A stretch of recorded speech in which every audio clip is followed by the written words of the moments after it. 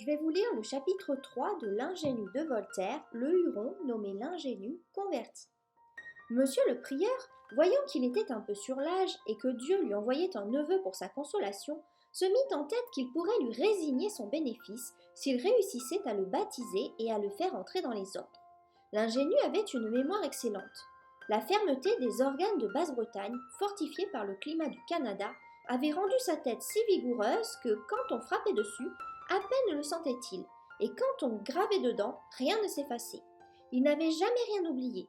Sa conception était d'autant plus vive et plus nette que, son enfance n'ayant point été chargée des inutilités et des sottises qui accablent la nôtre, les choses entraient dans sa cervelle sans nuage.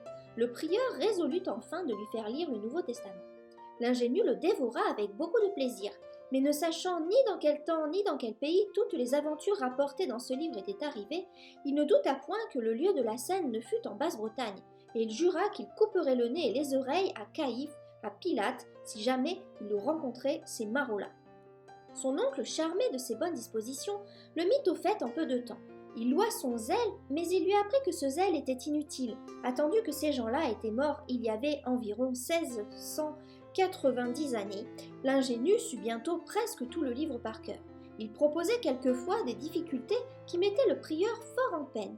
Il était obligé souvent de consulter l'abbé de Saint-Yves qui, ne sachant que répondre, fit venir un jésuite bas-breton pour achever la conversion du Huron.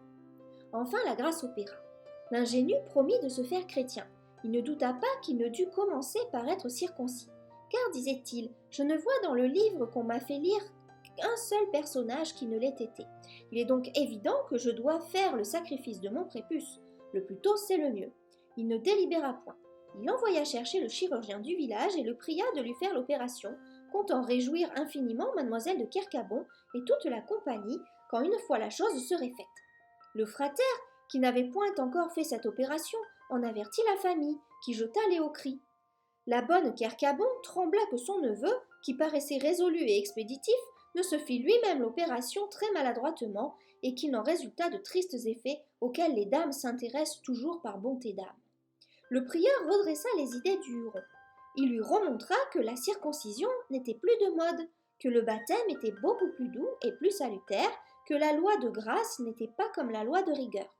L'ingénu, qui avait beaucoup de bon sens et de droiture, disputa, mais reconnut son erreur, ce qui est assez rare en Europe aux gens qui disputent. Enfin, il promit de se faire baptiser quand on voudrait. Il fallait auparavant se confesser, et c'était là le plus difficile. L'ingénu avait toujours en poche le livre que son oncle lui avait donné. Il n'y trouvait pas un seul apôtre qui se fût confessé, et cela le rendait très rétif. Le prieur lui ferma la bouche en lui montrant dans l'épître de Saint Jacques le Mineur ces mots qui font tant de peine aux hérétiques. Confessez vos péchés les uns aux autres. Le Huron se tut et se confessa à un récollet.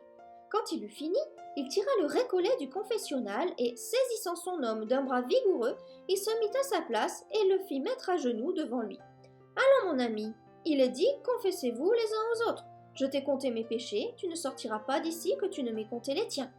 En parlant ainsi, il appuyait son large genou contre la poitrine de son adverse parti. Le récollet pousse des hurlements qui font retentir l'église. On accourt au bruit. On voit le catéchumène qui gourmait le moine au nom de Saint Jacques le Mineur. La joie de baptiser un bas breton, huron et anglais était si grande qu'on passa par-dessus ces singularités. Il y eut même beaucoup de théologiens qui pensèrent que la confession n'était pas nécessaire puisque le baptême tenait lieu de tout. On prit jour avec l'évêque de Saint-Malo qui, flatté comme on peut le croire, de baptiser un Huron, arriva dans un pompeux équipage suivi de son clergé. Mademoiselle de Saint-Yves, en bénissant Dieu, mit sa plus belle robe et fit venir une coiffeuse de Saint-Malo pour briller à la cérémonie. L'interrogant bailli accourut avec toute la contrée. L'église était magnifiquement parée, mais quand il fallut prendre le Huron pour le mener aux fronts baptismaux, on ne le trouva point. L'oncle et la tante le cherchèrent partout. On crut qu'il était à la chasse, selon sa coutume. Tous les conviés à la fête parcoururent les bois et les villages voisins. Point de nouvelles du Huron. On commençait à craindre qu'il ne fût retourné en Angleterre.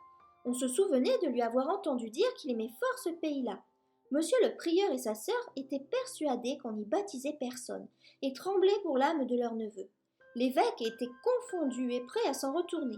Le prieur et l'abbé de Saint-Yves se désespéraient. Le bailli interrogeait tous les passants avec sa gravité ordinaire. Mademoiselle de Kercabon pleurait. Mademoiselle de Saint-Yves ne pleurait pas, mais elle poussait de profonds soupirs qui semblaient témoigner son goût pour les sacrements. Elle se promenait tristement le long des saules et des roseaux qui bordent la petite rivière Rance, lorsqu'elles aperçurent au milieu de la rivière une grande figure assez blanche, les deux mains croisées sur la poitrine. Elles jetèrent un grand cri et se détournèrent. Mais la curiosité l'emportant bientôt sur toute autre considération, elles se coulèrent doucement entre les roseaux, et quand elles furent bien sûres de n'être point vues, elles voulurent voir de quoi il s'agissait. Chapitre 4. L'ingénu baptisé. Le prieur et l'abbé, étant accourus, demandèrent à l'ingénu ce qu'il faisait là. « Eh, parbleu, messieurs, j'attends le baptême. Il y a 1 heure que je suis dans l'eau jusqu'au cou. Il n'est pas honnête de me laisser morfondre. » « Mon cher neveu, lui dit tendrement le prieur, ce n'est pas ainsi qu'on baptise en Basse-Bretagne. Reprenez vos habits et venez avec nous. » Mademoiselle de Saint-Yves, en entendant ce discours, disait tout bas à sa compagne. « Mademoiselle, croyez-vous qu'il reprenne sitôt ses habits ?» Le Huron cependant repartit au prieur. « Vous ne m'en ferez pas accroire cette fois-ci comme l'autre. J'ai bien étudié depuis ce temps-là, et je suis très certain qu'on ne se baptise pas autrement. L'eunuque de la reine Candace fut baptisé dans un ruisseau. Je vous défie de me montrer dans le livre que vous m'avez donné qu'on s'y soit jamais pris d'une autre façon. Je ne serai point baptisé du tout, ou je le serai dans la rivière. » On eut beau lui démontrer que les usages avaient changé, l'ingénu était têtu, car il était breton et huron. Il revenait toujours à l'eunuque de la reine Candace. Et quoique mademoiselle sa tante et mademoiselle de Saint-Yves, qui l'avaient observé entre les saules, fussent en droit de lui dire qu'il ne lui appartenait pas de citer un pareil homme, elles n'en firent pourtant rien, tant était grande de leur discrétion. L'évêque vint lui-même lui parler, ce qui est beaucoup, mais il ne gagna rien. Le Huron disputa contre l'évêque. « Montrez-moi, lui dit-il, dans le livre que m'a donné mon oncle, un seul homme qui n'ait pas été baptisé dans la rivière, et je ferai tout ce que vous voudrez. » La tante, désespérée, avait remarqué que la première fois que son neveu avait fait la révérence, il en avait fait une plus profonde à mademoiselle de Saint-Yves qu'à aucune autre personne de la compagnie, qu'il n'avait pas même salué monsieur l'évêque avec ce respect mêlé de cordialité qu'il avait témoigné à cette belle demoiselle. Elle prit le parti de s'adresser à elle dans ce grand embarras. Elle la pria d'interposer son crédit pour engager le Huron à se faire baptiser de la même manière que les bas-bretons, ne croyant pas que son neveu pût jamais être chrétien s'il persistait à vouloir être baptisé dans l'eau courante. Mademoiselle de Saint-Yves rougit du plaisir secret qu'elle sentait d'être chargée d'une si importante commission. Elle s'approcha modestement de l'ingénu et, lui serrant la main d'une manière tout à fait noble, « Est-ce que vous ne ferez rien pour moi ?» lui dit-elle. Et en prononçant ces mots, elle baissait les yeux et les relevait avec une grâce attendrissante. « Ah, tout ce que vous voudrez, mademoiselle, tout ce que vous me commanderez, baptême d'eau, baptême de feu, baptême de sang, il n'y a rien que je vous refuse. » Mademoiselle de Saint-Yves eut la gloire de faire en 2 paroles ce que ni les empressements du prieur, ni les interrogations réitérées du bailli, ni les raisonnements même de monsieur l'évêque n'avaient pu faire. Elle sentit son triomphe, mais elle n'en sentait pas encore toute l'étendue. Le baptême fut administré et reçu avec toute la décence, toute la magnificence, tout l'agrément possible. L'oncle et la tante cédèrent à monsieur l'abbé de Saint-Yves et à sa sœur l'honneur de tenir l'ingénu sur les fonds. Mademoiselle de Saint-Yves rayonnait de joie de se voir marraine. Elle ne savait pas à quoi ce grand titre la servissait. Elle accepta cet honneur sans en connaître les fatales conséquences.